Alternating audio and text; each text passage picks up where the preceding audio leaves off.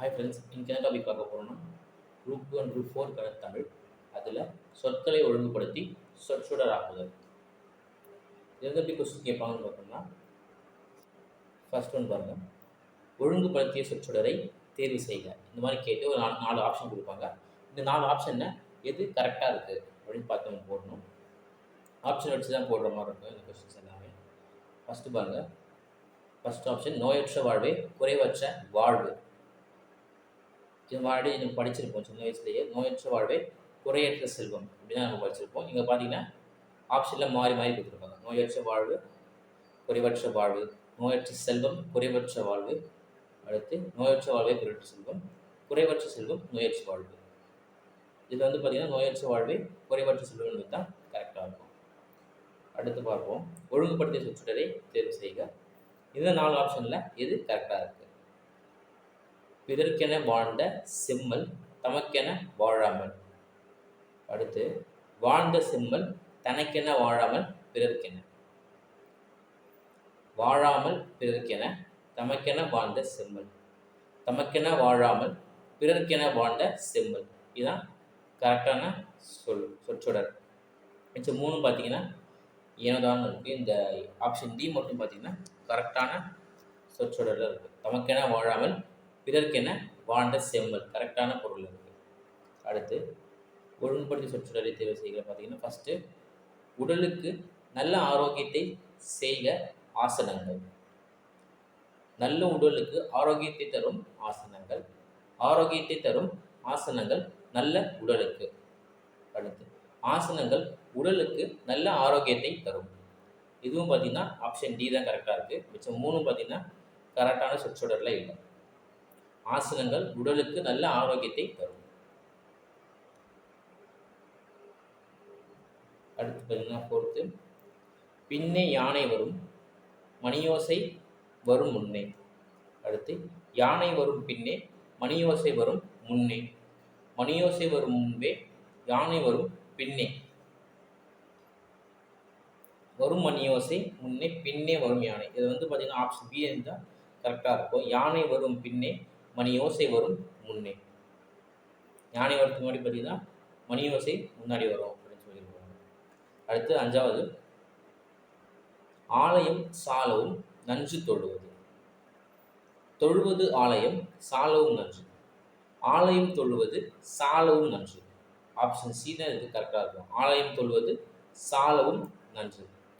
நஞ்சு தொழுவது ஆலயம் சாலவும் வராது. ஆப்ஷன் சி இருக்கு. அடுத்து 6 பார்த்தீங்கன்னா, பணி செய்து கிடப்பதே என் கடன். என் கடன் செய்து கிடப்பதே பணி. செய்து பணி கிடப்பதே என் கடன். என் கடன் பணி செய்து கிடப்பதே. இது ஸ்கூல் புக்லேயே வந்திருக்கும். என் கடன் பணி செய்து கிடப்பதே. ஆப்ஷன் டி தான் கரெக்ட். அடுத்து 7th வந்துருக்கும், நன்றாக வாழ்ந்தவர் பிறருக்கு சான்றோர் என்பவர். நன்றாக வாழ்ந்தவர் பிறருக்கு சான்றோர் என்பவர். சான்றோர் என்பவர் பிறருக்கு சான்றாக வாழ்ந்தவர். சான்றோர் என்பவர் பிறருக்கு சான்றாக வாழ்ந்தவர். பிறருக்கு சான்றாக என்பவர் வாழ்ந்தவர் சான்றோர். சான்றோர் பிறருக்கு சான்றாக வாழ்ந்தவர் என்பவர். இதுக்கு ஆப்ஷன் பி தான் கரெக்டாக இருக்கிற மாதிரி இருக்கும் பாருங்க. சான்றோர் என்பவர் பிறருக்கு சான்றாக வாழ்ந்தவர். சான்றோரை பற்றி சொல்கிறாங்க. இது ஆப்ஷன் பி தான் கரெக்டு. அடுத்து 8 விளக்காயினும் வேண்டும் சுடர் தூண்டுகோள். சுடர் விளக்காயினும் தூண்டுகோள் வேண்டும். வேண்டும் தூண்டுகோள் சுடர் விளக்காயினும் தூண்டுகோள் வேண்டும் விளக்காயினும் சுடர். ஆப்ஷன் பி தான் கரெக்டாக இருக்குது. சுடர் விளக்காயினும் தூண்டுகோள் வேண்டும். இதுக்கு ஆப்ஷன் பி. அடுத்து 9th பார்ப்போம், ஒருபோதும் தீமை தராது நல்லவை.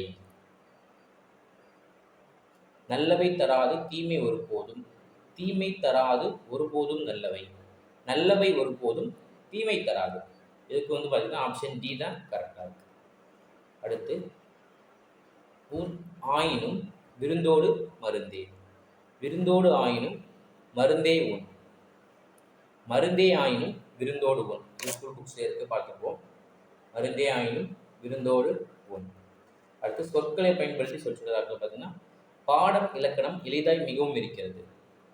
இலக்கண பாடம் மிகவும் எளிதாக இருக்கிறது. ஆப்ஷன் பி தான் கரெக்டாக இருக்கும். அடுத்து பார்ப்போம், சி பார்ப்போம். பாடம் மிகவும் இலக்கணம் எளிதாய் இருக்கிறது. எளிதாய் இலக்கண பாடம் மிகவும் இருக்கிறது. அதற்கு ஆப்ஷன் பி தான். இலக்கண பாடம் மிகவும் எளிதாய் இருக்கிறது. அடுத்து சொற்கள் ஒழுங்குபடுத்த 12th பார்த்தோம்னா, பட்டம் பெற்றான் படித்து பொன்னன். பெற்றான் படித்து பட்டம் பொன்னன். பொன்னன் படித்து பட்டம் பெற்றான். ஆப்ஷன் சி தான் இருக்கு கரெக்டாக இருக்குது. ஆப்ஷன் டி பார்த்தீங்கன்னா, பட்டம் படித்து பெற்றான் பொன்னன். இது மூணுமே கரெக்டாக வரல. ஆப்ஷன் சி தான் கரெக்டாக இருக்குது.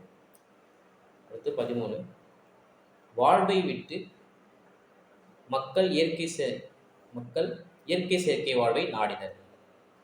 வாழ்வை நாடினர் மக்கள் இயற்கை செயற்கை வாழ்வை விட்டு மக்கள் வாழ்வை செயற்கை விட்டு இயற்கை வாழ்வை நாடினர். மக்கள் இயற்கை வாழ்வை விட்டு செயற்கை வாழ்வை நாடினர். இதற்கு வந்து பார்த்தீங்கன்னா ஆப்ஷன் டி தான் கரெக்டாக இருக்குது. அடுத்து 14,